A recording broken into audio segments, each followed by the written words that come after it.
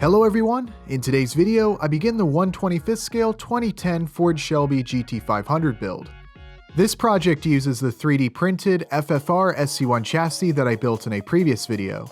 Since the chassis is now complete and ready for the electronics and body to be mounted, I can now begin building the car. I've divided this build up into 3 videos. The first part, which is this video here, covers modifying the model kit's parts to fit the chassis, making the body mounts, and mounting the electronics. The second video will cover wiring the electronics and painting, and the third video will cover the final assembly and test drive. I'll also be releasing a shorter, more condensed full build video at the end, which will show the entire build from printer to peeling rubber. This is just a slightly different way to present the content that I want to try out, and hopefully all of you will enjoy. I'll be going into a lot of detail in each part of the build, so hopefully any of you who are following along can learn from it and get some ideas. Now, if you don't want to wait for each part of this build series to be released, the full build video is available to all Patreon supporters and members of this channel. You'll not only get to binge watch the entire build all at once, but you'll also be helping to support the channel and make more videos like this possible. So with all that said, let's get started. Here's a look at where we left off in the previous video. The chassis is fully assembled and fits the body perfectly, though we will still need to install some electronics before we can drive the car.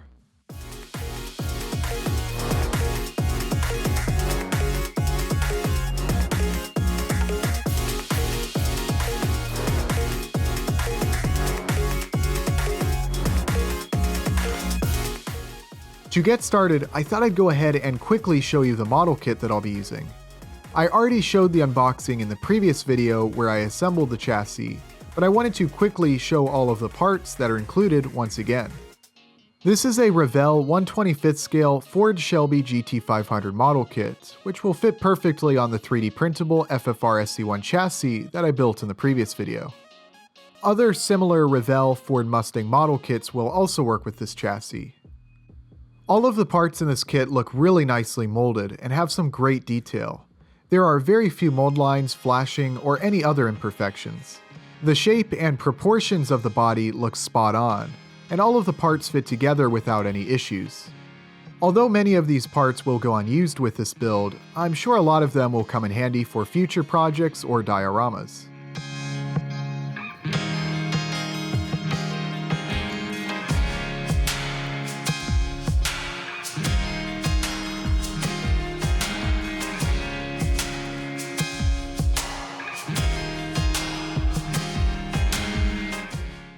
An all-around great-looking kit that I was really looking forward to putting together. Although this FFR SC1 chassis has the correct wheelbase and width to fit this body, I do still need to do some work to get the body and interior to fit on the chassis. This car is going to be a driver, so although I do want the car to have some great scale details and a realistic appearance, I don't want to have to sacrifice performance and ease of maintenance. This is something important to think about when planning your build. This car is also inevitably going to get some scratches and wear with use, so I don't want to invest a ton of time trying to make every little detail of the car perfect, like I might try to do with a static model. Additionally, I think keeping things simple with this build will be beneficial to all of you who are building one of these cars along with me. Of course, keep in mind that there are multiple different ways to go about the build, and you might want to add more detail to your car than what I'll be doing here, so definitely feel free to do so. Don't think that the way I'm building my car here is the best or only way to do it. You might also want to reference some of my previous builds for more ideas and inspiration. I always start out by doing a lot of brainstorming and try to come up with an idea of how I'm going to fit all of the electronics and the interior together on the chassis. I had a look at all the parts trees and cut off all the parts that I thought I might use for this build, such as the interior parts, grille, and windows. After that, I began test fitting the interior and started to figure out what modifications were going to be needed. I decided I was going to once again go with a shallow tub interior similar to what I did on the Dodge Challenger and Mazda RX-7 builds previously. Although a shallow tub interior is not the most scale-looking option, it allows plenty of room directly below the interior for the electronics to be easily mounted. It's also very easy to simply cut the floor out of a stock interior tub and make a new floor higher up using a flat sheet of styrene. The sides of the interior are separate from the rest of the interior rather than the one-piece tub like many other kits use. This is great as it allows a lot of detail to be added to these sections, such as the great-looking door panels, but I have been finding it easier to glue the side pieces into place before doing any cutting. I used plenty of super glue to secure each side piece.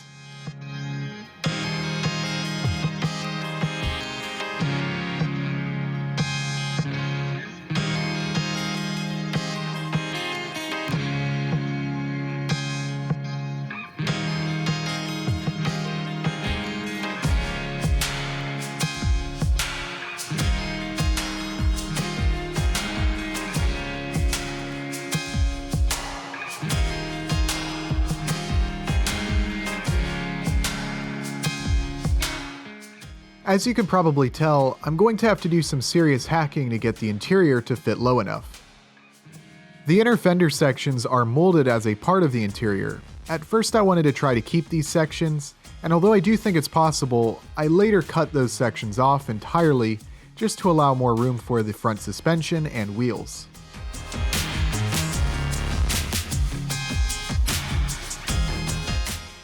At this point, I wanted to start figuring out where I was going to place each of the electronics. The ESC I'm using is the one included with the FFR SC1 electronics kit that we offer. The receiver I'm using is a Radiolink R6FG receiver paired with a RC4G transmitter, and I'm using a micro 2S 300mAh LiPo battery. Links to these products and more information is below in the description. I just look to see what areas of the interior will need to be removed, then I make some rough marks before cutting off these sections.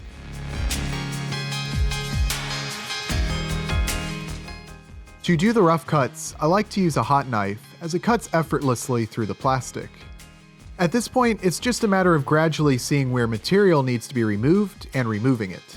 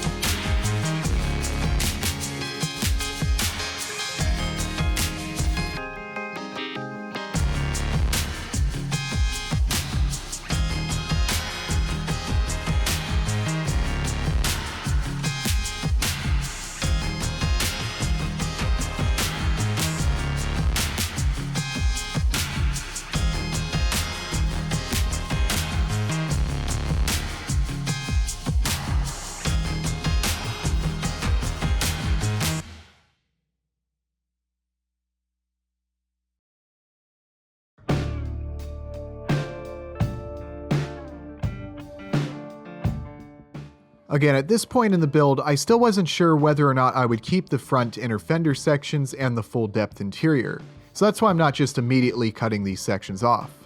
It was after some time spent cutting and test fitting that I realized in order to achieve the balance of scale realism and ease of maintenance that I wanted, I was going to need to remove much more of the interior. Of course, it's always best to be gradual with this process, since it's a lot easier to cut more material off than it is to add some back. Here's where I start to mount the electronics to the chassis. You can see that I removed the receiver and ESC from the case, so that they won't take up as much room.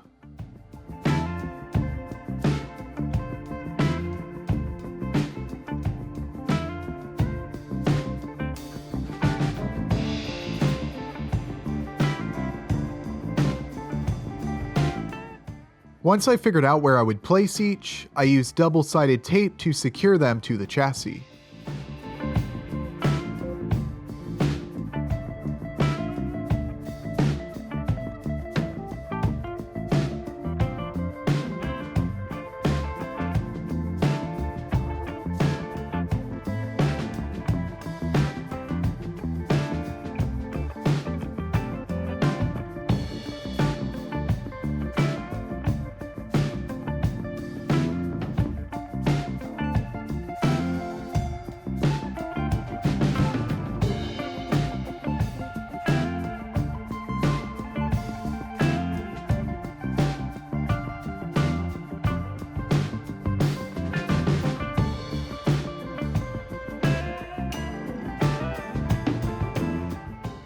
This is where I ended up placing the receiver and ESC. The battery will go in the rear.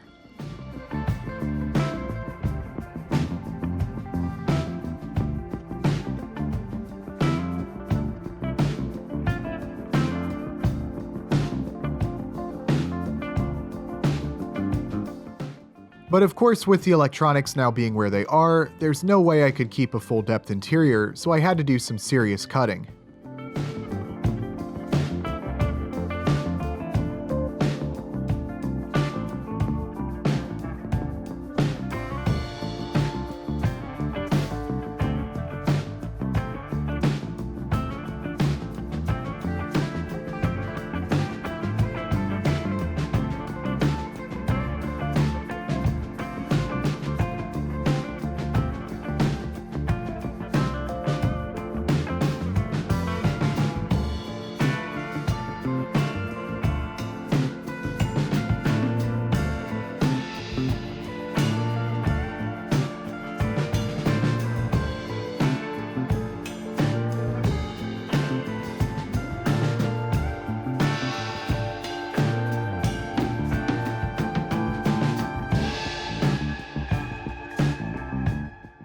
Once the sides of the interior were high enough so that they would be above the electronics, I began sanding the bottom so that it was flat.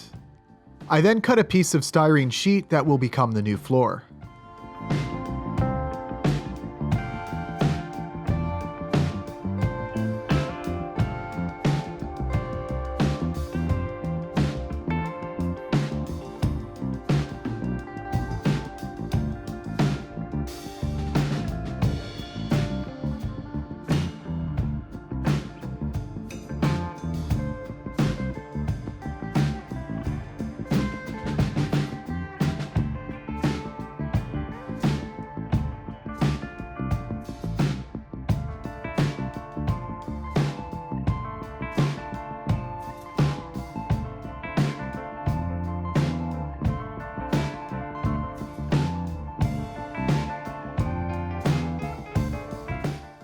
With the bottom flat and level, I glued the styrene floor into place.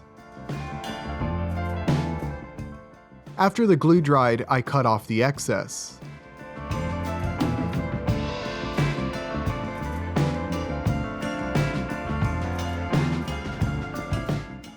As you can see here, I needed to cut some sections of the floor so that it would fit over top of the electronics and the wires would have some room.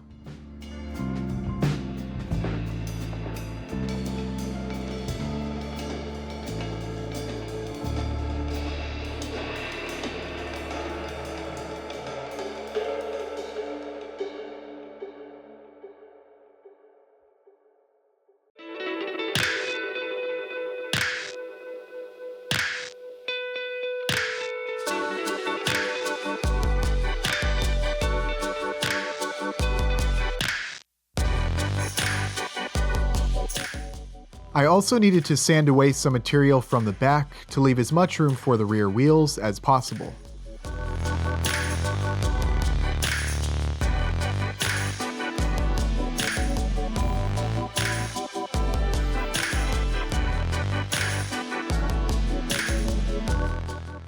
It was at this point here where I realized I was going to need to do a lot of work to the inner fender sections. I tried to sand away as much material as possible, along with spacing out the front wheels using 4x1mm hex wheel mounts, but in the end I chose to just cut them off.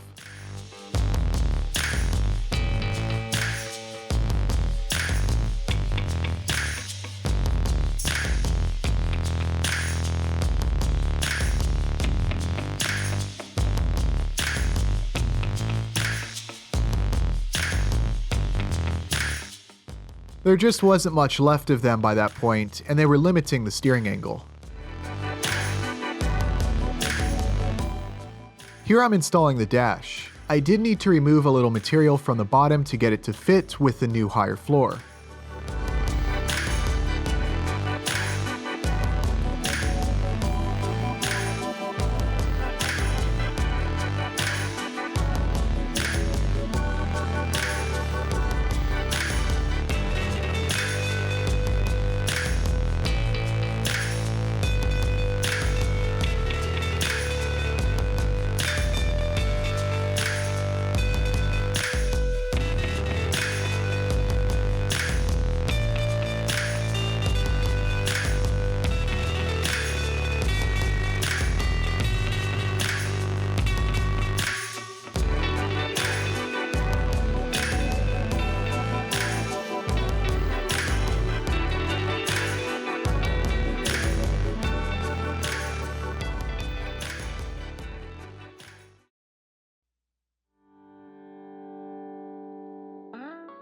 Next, I moved on to building the seats. They of course will need to be cut shorter, but before doing that, I glued the backs to the seats.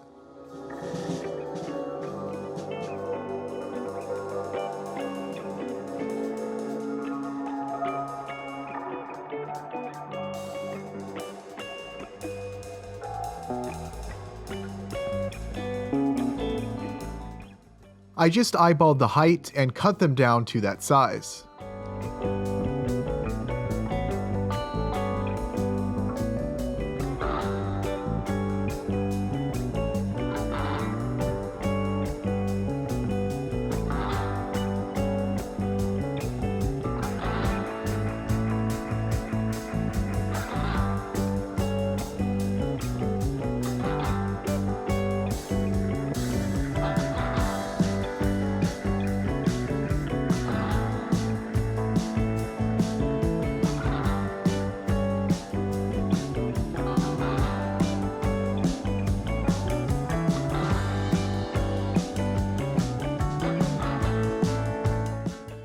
Unfortunately, I wasn't able to fit much of the rear seat without it looking awkward.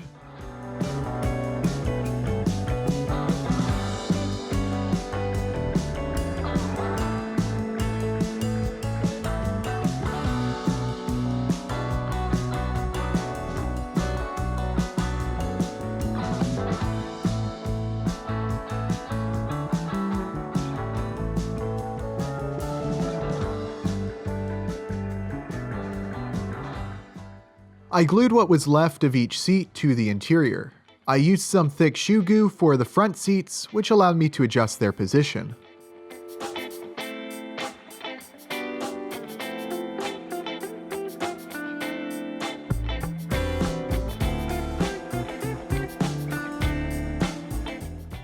It may not be a full depth interior, but it will still look nice.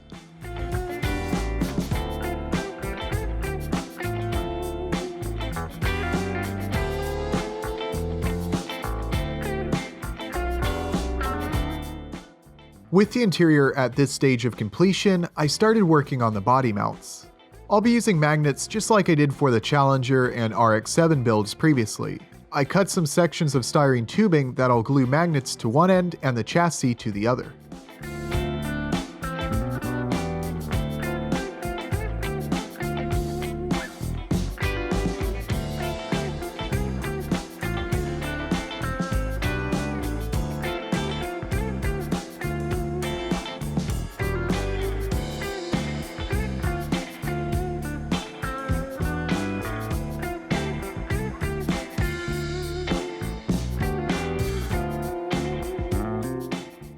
Here I glued a small piece of styrene to this section here so that I'll have a flat surface to glue one of the magnets to.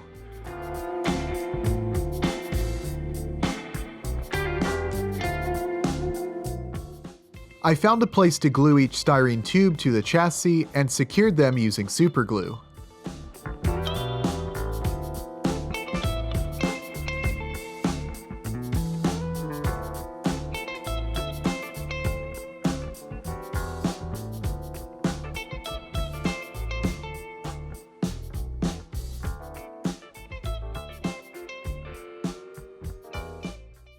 I'll be using these rare earth magnets to hold the body in place, but first I needed to remove a little material from the mounts to get the body to sit level and at the right height that I wanted.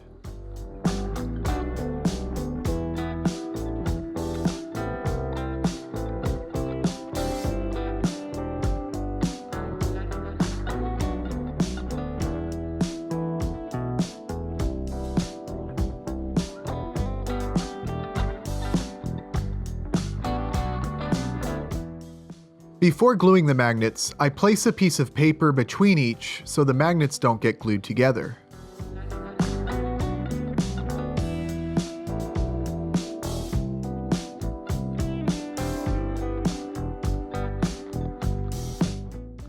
I then glue the bottom magnet to the chassis and the top magnet to the body.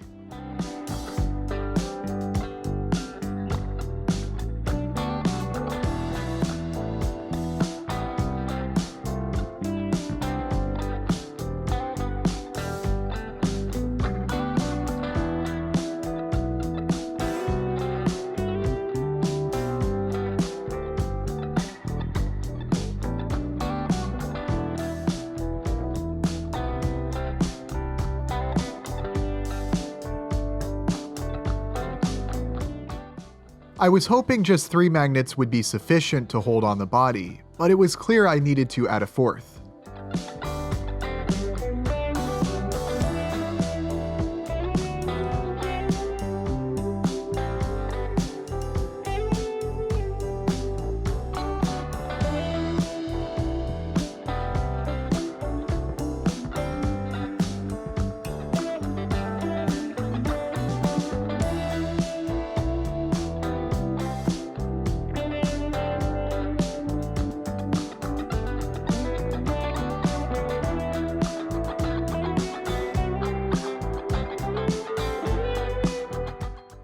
With the 4th magnet in place, the body was being held on much more securely.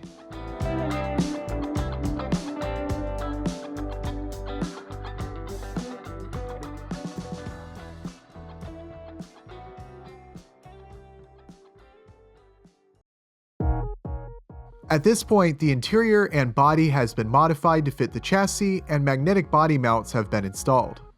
Additionally, the ESC and receiver have been mounted to the chassis. I'm now ready to wire all of the electronics and begin painting the car, which I'll be showing in next week's video. If you don't want to wait that long, consider becoming a channel member by clicking the button below or becoming a member on Patreon with the link in the description to see the full build. Your support is greatly appreciated and helps make more content like this possible, plus you'll get access to some additional perks as well. I hope you all enjoyed this video, and remember part 2 goes live at 4 p.m. Eastern Time next Friday the 17th.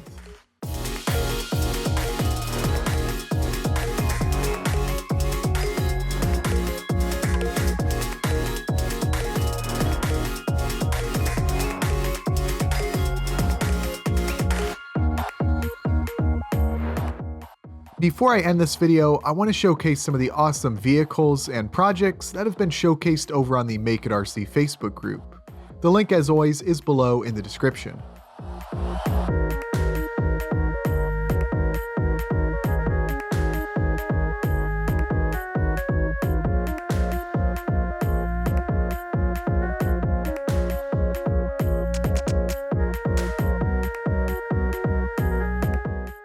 Thank you all for watching, and I'll see you next time.